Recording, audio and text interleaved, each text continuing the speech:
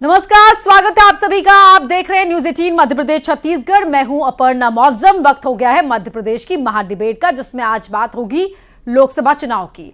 16 मार्च को तारीख का ऐलान होगा। इसी के साथ अब चुनाव को लेकर बढ़ने वाला है घमासान। पूरी तरह से तैयार है। फिर एक बार 400 पार अंतर मन से सोच के विचार करें।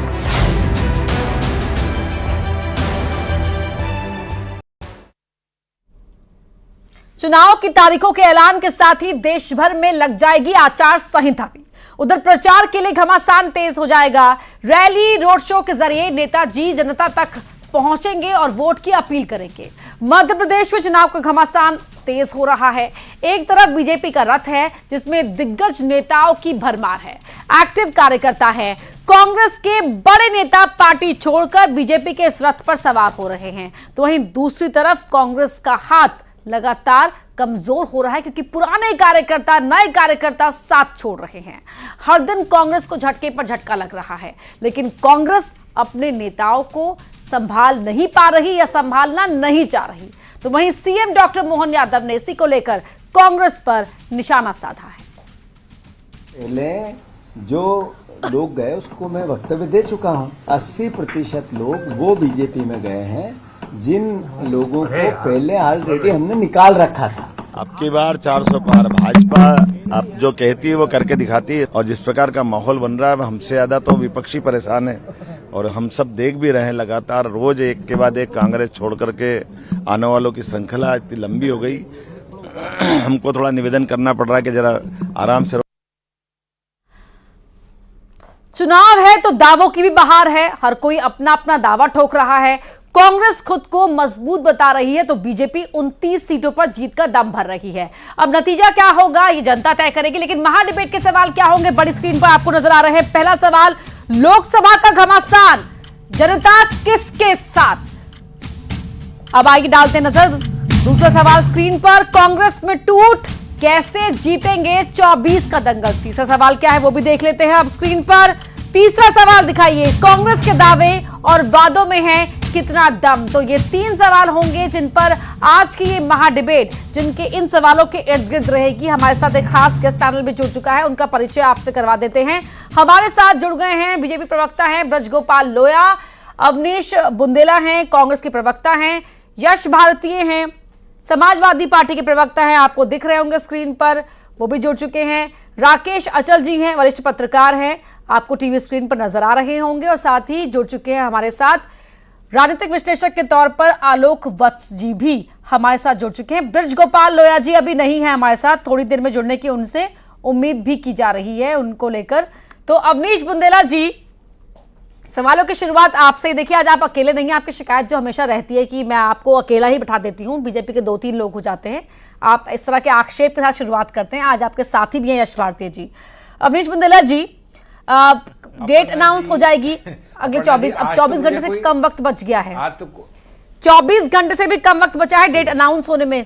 तैयार कितनी है कांग्रेस? देखिए अपर्णा जी, आज तो मुझे कोई शिकायत ही नहीं है, क्योंकि आज कोई ऐसा आरोप प्रत्यारोप का विषय ही नहीं है। आज तो सीधी बात चुनाव आयोग का विषय है। चुनाव आयोग जो होता है वो लोकतंत्र का मंदिर है। और मैं कहूंगा, अगर चुनाव की तारीखों का ऐलान होता है तो ये बताता है कि हाँ, हमारी सबकी, देश के नागरिकों की, जनता की लोकतंत्र में कितनी आस्था है। लेकिन हाँ, जहां तक चुनाव आयोग की बात है तो देखिए अपर्णा जी, ये बात स्पष्ट है कि पिछले कुछ दिनों से चुनाव आयोग जो है काफी चर्चा में रहे, क्योंकि एकदम एक चुनाव आयोग जो थे उन्होंने इस्तीफा दिया और वो अपनी जिम्मेदारी से मुक्त हुए। इसके अलावा आप देखें कि माननीय सर्वोच्च न्यायालय ने बड़े कड़े निर्णय लिए। उन्होंने स्पष्ट कहा कि जो इलेक्टोरल बॉन्ड, क्योंकि उसके पहले इलेक्टोरल बॉन्ड की बात करें तो उसको एक बड़ा ही संगठित घोटाला बताया। और देखें, स्टेट बैंक से कहा कि आप इसकी जानकारी पेश कर। तो स्टेट बैंक ने पहले नानुकुर किया, पहले कहा हमें 134 दिन चाहिए। जब कोर्ट की फटकार पड़ी तो उन्होंने कहा 24 घंटे में पूरे नाम चुनाव आयोग की वेबसाइट पर प्रकाशित करें। तो जैसे ही नाम प्रकाशित, उसमें आश्चर्य हो रहा है, उसमें जो कंपनियां गेमिंग खिलाती हैं, सट्टा खिलाती हैं, कई पाकिस्तान, चाइना की कंपनियां हैं, उनसे चंदा फंडिंग बता। अब ये दिलचस्प होगा, मैं बताऊं अपर्णा जी, कि अब कुछ दिन में ये भी स्पष्ट होने वाला है कि चंदा गया किस पार्टी में। सब जानते हैं कि लगभग 60% चंदा आने वाली एक पार्टी है। इसी तो बात देखिए पर ये मैं आ बात रही थी, दिलचस्प अवनीश होगा। बुंदेला और जी, कल जैसे साफ हो जाएगा कुछ ही दिनों में कि किस पार्टी को कितना मिला है। बिल्कुल, और उससे कोई भी सियासी और दल हम अछूता उम्मीद नहीं करते रहेगा। नहीं, ये तो स्पष्ट अपर्णा जी, उससे अपर्णा जी ये स्पष्ट है किसको कितना मिला है, लेकिन कहां से मिला है ये अलग बात है, ये देखना है। किस क्योंकि पार्टी ये जो ने कितना भुना है वो भी तो मालूम पड़ जाएगा। चला है ठीक है ना बुंदेला जी, लेकिन देखिए अपर्णा शिकायत जी, मेरी रहेगी अपर्णा जी, आपसे। जो मैंने पूछा था कि सीबीआई कांग्रेस, के माध्यम से जो लिया है। बुंदेला जी मेरा सवाल था कि कांग्रेस कितनी तैयार है। तैयारियों पर देखिए आपने जवाब नहीं दिया। मैं देता हूं ना, देखिए कांग्रेस पूरी तरह से तैयार है, आप देखें। और जो मैं अभी आपकी स्क्रीन पर सुन रहा था, देख रहा था, उससे कोई फर्क नहीं पड़ता। देखिए जब आदमी की विचारधारा पर उसके निजी स्वार्थ हावी हो जाते हैं तो पार्टी छोड़ जाता है। अगर मैं सुरेश पचौरी जी की बात करूं जो कुछ दिन पहले छोड़कर गए हैं, तो उनको पार्टी ने सब कुछ दिया, राज्यसभा सांसद बनाया, 4 बार केंद्रीय मंत्री रहे 10 साल, और इसके अलावा पीसीसी चीफ रहे, कई महत्वपूर्ण पदों पर। उसके बावजूद अगर कोई छोड़ जाता है, अब तो भाई हमारे पास उनके लिए कोई रिटायरमेंट प्लान नहीं था। तो ये स्थिति निरंतर, आप मुझे बताएं कोई एक हमारा सिटिंग एमएलए, सिटिंग एमपी चुनाव पार्टी छोड़ के गया हो, बल्कि भारतीय जनता पार्टी के 2 सिटिंग एमपी आप देखें पार्टी छोड़ चुके हैं। तो ये बताता है कि देखिए जो जा रहे हैं उनको जाने दीजिए, ठीक क्योंकि ये वो नहीं जा रहा है रुकेंगे। उनको जाने दीजिए, जब ठीक है। जिस पार्टी ने उनके लिए इतना, जिस पार्टी ने इतना कुछ दिया है उसके बाद भी नहीं रुके तो जाए। समझ बुंदेला जी आपकी बात। अब यश भारती जी आपके पास मैं आ रही हूं कि देखिए हर बार इस बात को लेकर एसपी पर सवाल उठाए जाते हैं, बीजेपी आरोप भी लगाती है कि भाई आपकी तो जमानत जब्त हो गई थी, किस आधार पर आप बात करते हैं जनाधार की। एक सीट गठबंधन के तहत आपकी खजुराहो, कितनी तैयारी गठबंधन की मजबूती के लिए? देखिए अपर्णा जी, सवाल किए आपने, 2 सवाल हो गए। एक बात आ गई जमानत जब्त को लेकर के। अगर हम जनता के बीच में अपनी ठीक ढंग से बात नहीं पहुंचा पाएंगे, हमारी जो सच्ची बातें अगर हमें ठीक ढंग से नहीं पहुंचा पाएंगे, तो जनता हमको उस तरीके से चुनेगी। और दूसरे लोग अगर अपनी झूठी बातें भी दमदारी तरीके से पहुंचा पाएंगे तो जनता उनको चुनेगी। तो अब जनता के ऊपर है सच चुनना है, झूठ चुनना है। ये तो हमारी बात है कि हम कितना पहुंचा पा रहे हैं और किस तरीके से जनादेश को लूटा जा रहा है, चाहे वो कलेक्टर के माध्यम से हो, एसपी के माध्यम से हो, दरोगा के माध्यम से हो, वोटर लिस्ट में नाम काटने के माध्यम से हो। तमाम ऐसे माध्यम है जिससे जनादेश लूटा जाता है, लोकतंत्र की हत्या की जाती है। और भारतीय जनता पार्टी के वरिष्ठ नेता तो यहाँ तक कह देते हैं कि हम संविधान बदलने आए हैं, संविधान की दोबारा से लिखने की आवश्यकता है। तो हम उनके विरोध में खड़े हैं। दूसरी बात, समाजवादी विचारधारा के लोग हमेशा से उस कांग्रेस पार्टी के खिलाफ थे जो जनहित के फैसले नहीं ले रही थी, जो जनहित के खिलाफ खड़ी हुई थी सत्ता में रहते हुए। आज लगातार मौका भारतीय जनता पार्टी को मिल रहा है, तो हम भारतीय जनता पार्टी के खिलाफ हैं। लेकिन अब भारतीय जनता पार्टी कौन? वही आरपीएन सिंह जो कल तक केंद्रीय गृह मंत्री थे कांग्रेस पार्टी में, आज वो भारतीय जनता पार्टी में राज्यसभा सांसद हैं। अशोक चौहान जो मुख्यमंत्री थे कांग्रेस पार्टी के महाराष्ट्र में, आज वो राज्यसभा सांसद हैं भारतीय जनता पार्टी से। ऐसे लंबी श्रृंखला है कि सुरेश पचौरी जी जिन्होंने कांग्रेस पार्टी के लंबे समय तक शासन किया, नीति निर्धारित की, आज वो भारतीय जनता पार्टी में है। तो जो नीति निर्धारित करते हुए कांग्रेस पार्टी में रहे, जिसका विरोध डॉक्टर राम मनोहर लोहिया जी ने किया, पंडित दीनदयाल उपाध्याय जी ने किया, आज वो पूरी कांग्रेस भारतीय जनता पार्टी के अंदर है। तो भारतीय जनता पार्टी होना चाहिए या नहीं होना चाहिए, ठीक है। भारतीय जनता लोहिया पार्टी के लोग बता दें। कांग्रेस मुक्त भारत की बात कही थी, झंडे लगाते थे, आज ठीक है भारती जी, आप ही के सवाल को लेकर जा रही हूं मैं। लेकिन जो कांग्रेस थे आज वो लोहिया जी को दिखाइए जी। ठीक है लोहिया जी, कांग्रेस मुक्त भारत की बात कही थी, ये तो कांग्रेस युक्त बीजेपी हो रही है। देखिए हमने तो पहले कहा और आज भी कह रहे हैं कि हम तो बहुत छोटे से हमने सफर प्रारंभ किया। हमने तो 2 सीटों से सफर प्रारंभ किया 1984 से, परंतु लोग हमारी विचारधारा से जुड़ते गए और आज भी वो प्रक्रिया निरंतर जारी है। और केवल मध्य प्रदेश में नहीं, पूरे देश में आप लगातार देख रहे हैं। परंतु एक दुर्भाग्य ये है कि जो विषय पर चर्चा होना चाहिए वो चूक जाती है कि केवल कांग्रेस के लोग ही छोड़कर क्यों भारतीय जनता पार्टी या अन्य दलों में जा रहे हैं। अन्य दलों के लोग तो नहीं आ रहे हैं। यश भारती जी आप बताइए ना, सपा के लोग कहां छोड़कर आ रहे हैं? मध्य प्रदेश में भी छोड़कर नहीं आ रहे हैं, परंतु कांग्रेस के लोग आ रहे हैं। वो कांग्रेस के लोग केवल भारतीय जनता पार्टी में नहीं जा रहे हैं, हर पार्टी में जा रहे हैं। यश भारती जी की सपा में भी जा रहे हैं, ममता बनर्जी की तृणमूल में भी जा रहे हैं, डीएमके में भी जा रहे हैं। तो सवाल इस बात का है कि जब नेतृत्व अयोग्य होगा, जब लोगों की सुनने वाले नहीं होंगे, जब इस तरह से कहा जाएगा कि जिसको जाना है वो चला जाए, तो निश्चित इस तरह की परिस्थितियां पैदा होंगी। दूसरी बात, अमीर जी अभी कह रहे थे कि हमारे पास कोई रिटायरमेंट प्लान नहीं है।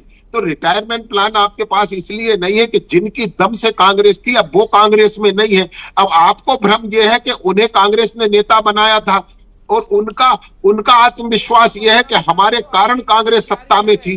तो देखिए, दोनों में बहुत भिन्नता है और इसलिए कांग्रेस अगर आज किसी को कुछ देने की स्थिति में नहीं है तो इसलिए नहीं है कि उनका जो वास्तव में संगठन का काम देखने वाले लोग थे, अपर्णा जी, तैयारी क्या है? चले गए। और कभी भी कांग्रेस के लोग इस बात को पसंद नहीं करते हैं कि सीधे सीधे पार्टी के लोग कांग्रेस को चलाएं। किस तरह कुमार जैसे लोग आज वर्किंग कमेटी में बैठकर कांग्रेस को चला रहे हैं, ये कौन कांग्रेस का व्यक्ति बर्दाश्त? ठीक है ब्रजगोपाल लोहिया जी, बुंदेला जी आपके पास आऊंगे, लेकिन मैं पहले बाकी दो और मेहमान भी हैं उनको भी शामिल कर लेते चर्चा में। राकेश अचल जी, क्या जो जंग के ऐलान होने के समय इस तरह का जो घमासान मचा हुआ है और खासकर चला चली की बेला है, उसे किस तरह से आप देख रहे हैं? ये चला चली की बेला कांग्रेस के लिए फायदा होगी या नुकसान होगी? और जो ये कहा जा रहा है कि बीजेपी की ओर से कि मुकाबला एक तरफा है, क्या वाकई ये लोकतंत्र के लिए सही है? धन्यवाद अपर्णा जी। देखिए, मुकाबला लोकसभा चुनाव का हो चाहे विधानसभा चुनाव का हो, कभी एक तरफा नहीं होता है। जब तक दो तरफ नहीं हो तो मुकाबला होता ही नहीं है। और इस बार चूंकि कांग्रेस और भारतीय जनता पार्टी के अपने अपने लक्ष्य हैं, भारतीय जनता पार्टी अपनी दम पर 370 सीटें लोकसभा की जीतना चाहती है और कांग्रेस अपने को और अपने साथियों को जो विपक्ष के इंडिया गठबंधन में शामिल हैं उनके साथ खड़े होकर के भारतीय जनता पार्टी का जो रथ है उसे रोकना चाहती है। तो मुकाबला तो रोचक है, लेकिन जहाँ तक सवाल भगदड़ की है तो ये देखिए, आप अगर मूल्यांकन करने बैठेंगे तो भारतीय जनता पार्टी पिछले 10 साल से सत्ता में है केंद्र की में, और उसने इस समय एक शरणार्थी शिविर सा खोल रखा है जिसमें जो चाहे आ सकता है। और कांग्रेस के अधिकांश वो लोग भारतीय जनता पार्टी छोड़कर गए हैं जो लड़ाई लड़ने में सक्षम नहीं हैं, जो खुद ही हाशिए पर थे और उन्हें इस समय डर लग रहा था कि अगर वो जूझती हुई सड़क पर लड़ती हुई कांग्रेस में खड़े रहेंगे तो वो पिछड़ जाएंगे। तो वो तो एक असुरक्षा के भाव से गए और ये मेरे को लगता है, मेरी निजी राय है कि ये कांग्रेस के लिए अच्छा है कि जितने लोग भागना चाहते थे वो भाग गए और जो बचे हैं रण में वो लड़ाई लड़ेंगे। तो लड़ाई में मजा आएगा, रोचक होगी लड़ाई। निश्चित तौर पर आप देखेंगे कि कांग्रेस में इस समय परिपक्व नेतृत्व की कमी है, प्रदेश में भी और देश में भी। लेकिन जो नौजवान पीढ़ी सामने दिखाई दे रही है उसके हौसले में मुझे तो कोई कमी दिखाई नहीं देती। ये बात सही है कि भारतीय जनता पार्टी की तरह उसके पास न तो संगठन है, न उसके पास साधन है, न उसके पास जो अभी इलेक्टोरल बॉन्ड की बात हो रही थी 60 अरब रुपया है, न हर जिलों में उसके पास मुख्यालय है 5 स्टार। तो ये अंतर तो है, लेकिन लड़ाई रोचक होगी और आप देखेंगे कि 2019 के चुनाव से ज़्यादा रोचक होगी, क्योंकि अब ये गारंटियों की लड़ाई है। एक तरफ पहले गांधी परिवार और संघ परिवार होता था, अब ये सब हाशिए पर है, केवल और केवल मोदी परिवार है और मोदी जी की गारंटी है। इसलिए अपर्णा जी, रोचक तो हमें है इस लड़ाई में, आप देखेंगे रोज रंग बदलेंगे। आलोक वत्स जी, मुकाबला रोचक भी होगा, रोमांचक भी होगा, भले ही एक के पास संसाधन भरपूर है और एक अभी जूझ रहा है कि कैसे जो लोग हैं वो जा रहे हैं उनको बचा ले या फिर अपना जन समर्थन जुटा ले। देखिए अपर्णा जी, अभी जिस तरीके से कांग्रेस में होड़ मची हुई है बीजेपी में ज्वाइन करने की, तो ज्यादा ठीक कहा अचल जी ने, ज्यादातर क्या 99% वही नेता हैं जो एक तरीके से राजनीति में अब अप्रासंगिक हो गए हैं। उनकी कोई उपयोगिता नहीं रह गई है, ना वो चुनाव लड़ने के काबिल है, ना उनका संगठन में कोई योगदान है। और बीजेपी में भी कुछ लोग हैं जिनको कुछ पद मिल गई, अशोक चौहान को या फिर विश्वकर्मा को आसाम में और कुछ और भी लोगों को, लेकिन ज्यादातर लोग हाशिए पर ही रह जाएंगे। कुछ दिन का उभार आएगा, उसके बाद इनको कोई नहीं पूछेगा और ये वही सड़गल के खप जाएंगे। लेकिन जिस तरीके का अभी माहौल है उसमें मुकाबला बहुत से राज्यों में एक तरफा नजर आ रहा है। बीजेपी हर मायने में मीलों आगे चल रही है, उसके पास कार्यकर्ताओं की पूरी फौज है, उसके पास कार्यों की एक लंबी फहरिस्त है जिसमें जनता के कल्याणकारी योजनाएं भी बहुत सी शामिल हैं। भारत को 5वीं सबसे बड़ी अर्थव्यवस्था में खड़ी कर दिया, उसके भी सारे रिकॉर्ड हैं। और जितनी भी रेटिंग एजेंसियां हैं, चाहे वो स्टैनले मॉर्गन हो, चाहे एसपी हो, चाहे गोल्ड स्मिथ हो, या वर्ल्ड बैंक हो या IMF हो, सबकी नजर में भारत अभी बहुत सेफ जोन है इन्वेस्टमेंट का और fastest growing economy in the world है। तो ये सारी चीजें भारतीय जनता पार्टी को मजबूती दिलाने का काम करती है। उसके मुकाबले एक बिखरा हुआ इंडिया गठबंधन है जिसमें कांग्रेस सबसे बड़ी पार्टी होने के बाद भी सर्वहारा की तरह क्षेत्र पार्टियों के सामने खड़ी है कि भाई कुछ सीट हमें भी ठीक है। आप यश भारती जी इसमें कुछ ऐड करना चाह रहे हैं? आऊंगे सर। और जरा ऑडियो बढ़ा दीजिए, थोड़ा ऑडियो मुझे कम सुनाई दे रहा है जी। ठीक है यश भारती जी। अपर्णा जी, मेरा तो सवाल भारतीय जनता पार्टी के लोगों से है जो नारा देते थे माफ करो महाराज हमारे नेता शिवराज, अब वो नेता शिवराज कहां चले गए? सब जगह तो सिंधिया दिख रहे हैं। गुना सीट से अपने वर्तमान सांसद KP यादव को लात मार के हटा दिया है और महाराज को बैठा दिया है। मुख्यमंत्री से भी महाराज जी को हटा करके दूसरे को ला दिया है। तो वो नेता शिवराज कहां घूम गए और महाराज कहां है? हर जगह ही महाराज दिख रहे। वो तो पूरी सरकार को चला रहे थे अभी ग्वालियर में, राज्यपाल से लेकर मुख्यमंत्री तक, विधानसभा तक पूरी सरकार महाराज के पीछे चल रही थी। तो अगर ये कांग्रेस युक्त भाजपा है तो बेचारे वो दरी बिछाने वाले, चटाई बिछाने वाले जो राजमाता विजयराजे सिंधिया जी की भाजपा कहते थे, वो कहां चले गए बेचारे भाजपाई? मुझे तो तरस उन पे आता है। कांग्रेसियों को तो कुछ ना कुछ मिल ही रहा है भाजपा में। अभी तक कांग्रेस में ले रहे थे, अब भाजपा में जाके ले रहे हैं। उन बेचारे भाजपाइयों को क्या होगा? मुझे तो चिंता उनकी हो रही है जो दिहाई दे रहे हैं कि हम 2 से यहां तक पहुंच गए। लोया जी आपकी चिंता कर रहे हैं भारतीय जी, -2 पे पहुंच गए, बाकी कांग्रेस पहुंच गए। और भारतीय जनता पार्टी का पसीना भी आप लोग लगाए, संसाधन भी आप लोग जुटाए, जो शीर्ष नेतृत्व है वो तो इलेक्ट्रॉनिक डेजर्ट खाने जाते हैं कांग्रेसी। अपर्णा जी एक अंतिम बात, जो इलेक्ट्रॉनिक बॉन्ड को लाए हैं, हम तो केवल उनके लिए सवाल लाए हैं और इन बेचारों के पास तो जवाब भी नहीं है जो भारतीय जनता पार्टी के प्रवक्ता बनके या नेता बनके सामना करते हैं। सारी मिलाई तो वो चाट रहे हैं जो कांग्रेस से या दूसरी पार्टी से आए हैं। देखिए अपर्णा जी, सबसे पहले तो 2 बातें बता दूं कि अभी कह रहे थे कि हम क्या कहते थे। आपको भूल गए यश जी, आप क्या कहते थे? अभी सिर्फ 2 महीने हुए हैं। माननीय अखिलेश यादव जी यहाँ मध्य प्रदेश में कहकर गए हैं कि कांग्रेस बड़ी चालू पार्टी है, बड़ी फर्जी पार्टी है, इसे वोट मत देना। और अब आप उनके गठबंधन में, वही कह रहा हूँ, वो सारे कांग्रेसी भाजपा में जा रहे हैं। वो चालू कांग्रेसी तो पूरे भाजपा ही हो गए। नहीं बोल रहा मैं, राष्ट्रीय अध्यक्ष जी ने कहां गलत किया? RPN सिंह जी भाजपाई हो गए, सुरेश पचौरी जी भाजपाई हो गए, अभी अशोक चौहान भाजपाई हो गए। ये चालू कांग्रेसी तो सब भाजपा में जा रहे हैं। मैं आपसे फिर निवेदन करूंगा, तो इंडिया गठबंधन हो रहा है। केवल आप बोलेंगे कि चालू पार्टी है ना। आपने सवाल उठाए, आरोप लगाए, जवाब तो सुन लीजिए, फिर जवाब सुन लीजिए पहले। मैं वही तो जवाब सुनना चाह रहा हूँ। RPN सिंह संसद में क्यों है? ये आपके नेता यदि ज्योतिराज सिंधिया संसद में क्यों है? लोया साहब क्यों नहीं पहुंच सकते? या और भारतीय जनता पार्टी के लोग क्यों नहीं पहुंच सकते? अभी एक सवाल उठाया था। एक बात और बता दूं यश जी, आपके धर्मेंद्र यादव की टिकट घोषित होने के बाद काटकर वहां शिवपाल यादव को भेज दिया गया। क्या इसे क्या मानते हैं?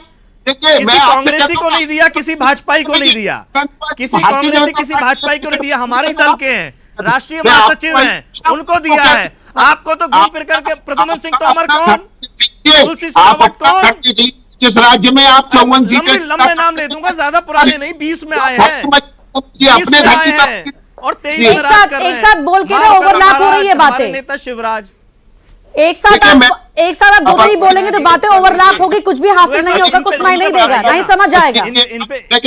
यश जी की एक आदत है कि वो अपनी बात करने के बाद सुनते नहीं। तोमर जी ने ले रही हूँ सर, ले रही हूँ फिर। प्रद्युमन सिंह तोमर जी जिनको हराया, इस तरह से राष्ट्रीय अध्यक्ष। यश भारती जी एक मिनट लोया जी अपनी बात संक्षेप में खत्म कीजिए सर। मैं एक और बात निवेदन करूंगा कि अभी एक प्रश्न उठाया था हमारे विद्वान पत्रकार मित्र ने कि वहां पर हमारे पास हर जिले में मुख्यालय हाँ हम पे है, और इसलिए हम पे मुख्यालय है कि भारतीय जनता पार्टी अपने कार्यालय से और कार्यकर्ता से चलती है। हम कोठियों और बंगलों से चलने वाले लोग नहीं है, इसलिए हमें कार्यालय की आवश्यकता है। जिनके कार्यकर्ता अपनी कोठियों बंगलों से चलते हैं वो क्या, हमारी तो पार्टी पूरी जगह ठीक है। अपने आपकी बात पर राकेश सर से जवाब लूंगे, लेकिन पहले यहाँ पर बुंदेला जी आप कुछ कहना चाह रहे हैं, बोलिए। देखिए अपर्णा जी, बात यह है कि हम, जैसे अभी मैं यश जी को भी सुन रहा था, बड़ी अच्छी उन्होंने बात कही। देखिए हम चुनाव लड़ रहे हैं मुख्य मुद्दों पर, महंगाई, बेरोजगारी, आदिवासियों पर अत्याचार, बलात्कार और किसानों की दुर्दशा, हमारी तैयारी। बाकी अपर्णा जी एक बात समझें, अभी यश भारती जो कह रहे थे बिल्कुल सही कह रहे थे, इंडिया गठबंधन पूरी तरह से मुस्तैद है। वहां पर जिन राज्यों में भाजपा सबसे ज्यादा मजबूत है, जहां भाजपा के उत्तर प्रदेश, बिहार, महाराष्ट्र, दिल्ली, हरियाणा, राजस्थान, गुजरात, जहां, दिल्ली में, अरे भैया, अरे यार ये गलत है यार, गलत है। जहां पर देखो, मैंने कहीं इंटरप्ट नहीं किया, जहां सबसे ज्यादा भाजपा मजबूत है वहां हमारा इंडिया गठबंधन मजबूत। हम समाजवादी पार्टी के साथ, आम आदमी पार्टी के साथ और इसके जनता दल के साथ हम बकायदा मजबूती से चुनाव लड़ रहे हैं। अरे तो पंजाब में आपकी पार्टी के जो नेता है वो आम आदमी पार्टी में शामिल हो गए सर, भगवंत मान में गठबंधन है। अपर्णा जी, जिन्होंने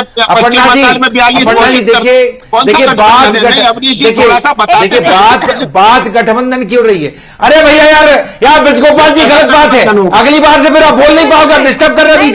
हमने आपको डिस्टर्ब नहीं किया। ब्रजगोपाल जी गलत बात है, ये लोहित जी सुनिए, ब्रजगोपाल जी गलत बात है। आगे से मैं आपको बोलने नहीं दूंगा डिबेट में। मैंने बोल दिया सर, ये जरूरी नहीं है कि मैंने इंटरप्ट नहीं किया ब्रजगोपाल को। इतना अहंकार नहीं, आप इतनी नियति की बात मत करो। जहां नरेंद्र मोदी यहाँ बोल के जाते हैं कि अजीत दादा चक्की पीसिंग और अगले दिन अजीत पवार आपकी पार्टी में दिखते हैं, जिस पर आप 14,000 करोड़ के घोटालों का आरोप लगाते थे।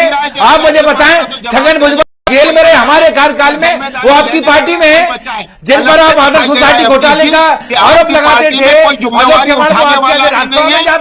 बताता है कि भ्रष्टाचारियों के साथ हो आपकी रणनीति, मध्य प्रदेश ये बताता है कि आप चोर पार्टी हो। ठीक है, शांत हो जाइए, राकेश जी को दिखाइए। ठीक है, नहीं, लड़ाई में पूरी बहस व्यक्त हो जाती है। लोकतंत्र की आप दोनों से निवेदन, शांत हो जाइए प्लीज। बोर्ड के माध्यम से डकैती की है।